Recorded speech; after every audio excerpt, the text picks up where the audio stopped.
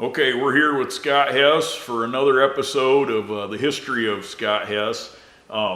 So, in about '87, your brother Troy had a graduation party, and it was not far after you guys restored the truck and had it looking beautiful, super beautiful show truck. And at the graduation party, I remember the big highlight was you were going to crush cars in the backyard.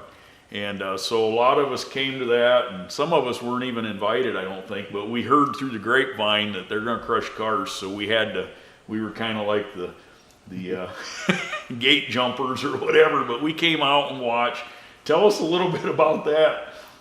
We were still on 5 tons at that time, but we had started to build a little more horsepower, and we decided to do a little something for my brother's high school graduation. And my parents had a couple of acres, maybe 3 acres, right on the edge of town. They were actually in the city limits, but there was a county road behind them. And people obviously, as I didn't know, was hearing about this may be going to happen. So there was cars lined up for miles and people walking and kind of scoping in on the graduation party. But we went out there and did a pretty cool car crush in my dad's backyard. And like I say, we were still on 5 tons and we tore a wheel off of it. And that was back when I still was, it was a show truck. Yeah. I was having a hard time tearing the truck up, and if we did tear something up, we went back and took it apart and fixed it, painted it, and made it right. So it ripped the fender off, I believe. It was devastating. I think there was a lot of tears that day. It was supposed to be an exciting thing, but a lot of people were really bummed out. But so after that, that's when you got a hold of your first planetaries. Did you call Mark Boyce on that, or who did you? I did. I worked with Mark. Mark was a wonderful help. We got to know Mark early on, met him at, I think maybe at Indianapolis, early on in the early 80s, and he was just always such a helpful person. He guided us on, from going from 2.5s to 5s to planetaries.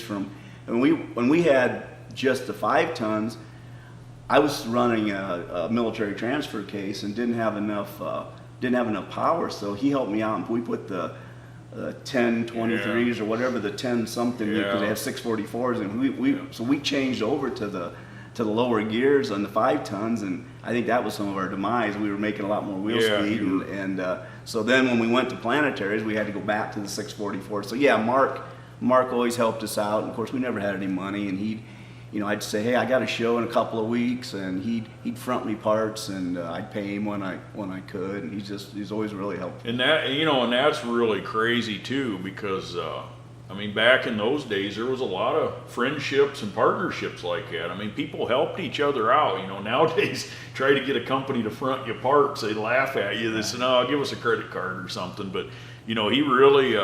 And that was some expensive parts that he would send to you, and you didn't have to pay for them until you got the money. Right. And, clear across the country, and he always trusted us, and we always did what we said we would do. And back in those days, we didn't even have a hauler. We begged people to haul us to shows and events, and if they, we just had a couple farmers that hauled us. We did a lot of stuff for Avella Raceways, and the guy that owned that, he had an excavating company, and the guy that worked for him, he would. Just as because he loved it, he'd borrow their lowboy and he'd haul us and haul us to shows. And he said, if we're going under 100 miles, you're not taking them tires off. He said, we're going to haul that thing wide. He didn't care, so we hauled that thing all over with the big tires on. Yeah. Now, when did it kind of change for you? Because you became a real wild man in the industry. Your competitiveness kind of took over, and you started not worrying so much about crashing the truck. Was that still when it was Hercules, or was that after? I think you was pretty wild with Hercules there towards the end. Now tell us a little bit about that and how you got the big horsepower. Well, at that time of the industry, through those mid 80s, it was progressing so fast. What we've just talked about in these couple of episodes, going from 2.5s to 5s to planetaries to just a stock 454 to tunnel rams to alcohol to blower motors and big horsepower. That all happened just in a few years, and it just progressed so fast. That's where the sport was going. But it didn't take long to realize if you were going to get hired, you had to be set yourself apart. There were so many trucks coming to light at that point of the industry, and we having a short wheelbase, and it just always put on a good show. You know, it always wanted to wheelie, and I just really learned early on. It sold a lot of T-shirts, and we'd go out there and stand it on the tail end, and of course that turns into rollovers, and it just evolved, and finally got to the point where, you know, we still tried to keep it very nice, but we knew it wasn't going to always be perfect, you know, at every event, and we were just shooting for more publicity, and we were getting some magazine coverages at that time, and that's what they wanted to see. They wanted to see the thing standing on the bumper. Oh yeah. Now tell us how you got connected with Fred Schaefer, because you ended up working with Fred a bunch, and you actually became a Barefoot for several years. But tell us how that relationship came about.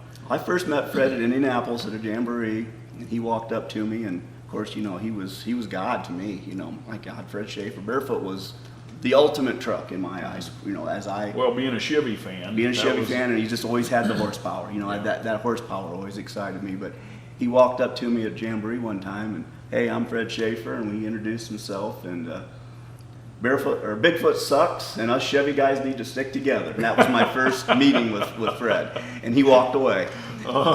It wasn't long after that, I was finally had come up with enough money to where I was looking to buy a hauler to get my own, you know, because we were starting to go farther and working, you know, more consistently every weekend. And there was I don't know what it was, but it was a magazine. I think it Poland trucks Power. But they had a magazine that had classifieds in the back. It might have something to do with the MTRA. I'm not sure, but anyway, Fred had a hauler listed, and I didn't even know it was him. I called on it, and it was Fred.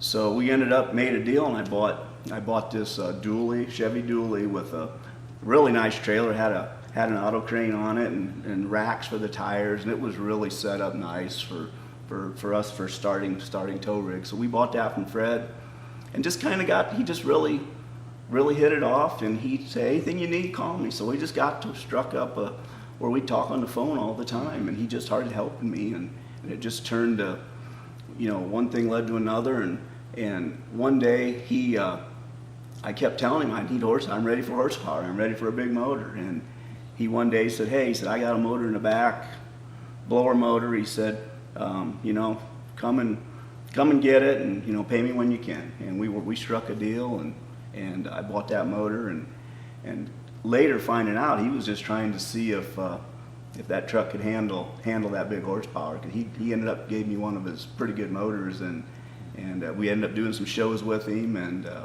he had a big show up here at South Bend. This Greg Higgins, he wanted to house the best trucks of all time at one show, and it was unbelievable, the names that were there. There was 15 or 18 of us, and it was a big deal. And we went out there, and Fred and I ended up in head-to-head on the crowd applause, and it was pretty cool. And I did really well with that horsepower. Good. Well then, how did the whole Barefoot deal strike up? Because eventually, a lot of people know, but a lot of people don't know, but Hercules ended up as Bearfoot Sport.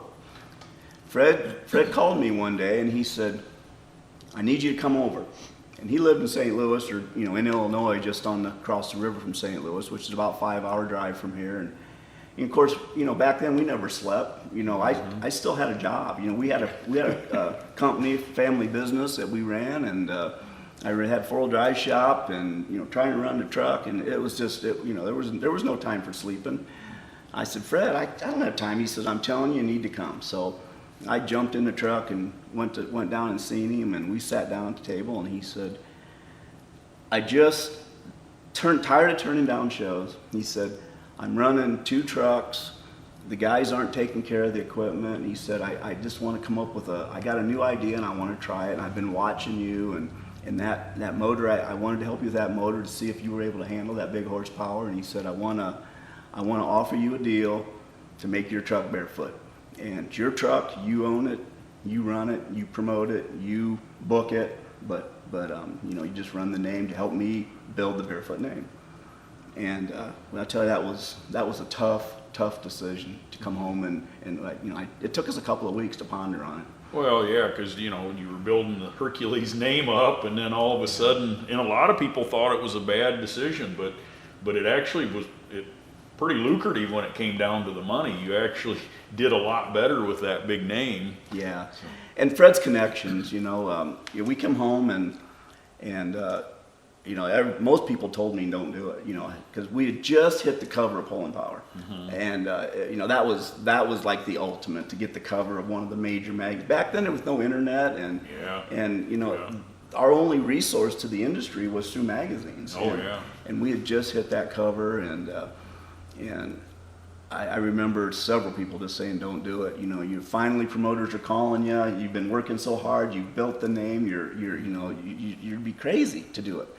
And I just, all the things Fred kept telling me on his connections and the parts and the things that Chevrolet helped him, and the stuff that was helped with, and I just kept going back to that horsepower. You know, Fred was a drag racer. His background was drag racing, so he brought all that to the table, and that's when monster trucks were really evolving. And he was already at that time starting to build kind of the first series of race trucks. You know, it was still leaf springs, but he was. So I just made the decision to do it. And so he helped us out with as Chevrolet just came out with the '88, the brand new redesigned Chevy truck. So we took the truck apart, painted it blue, and put a brand new '88 body on, called it Bearfoot Sport.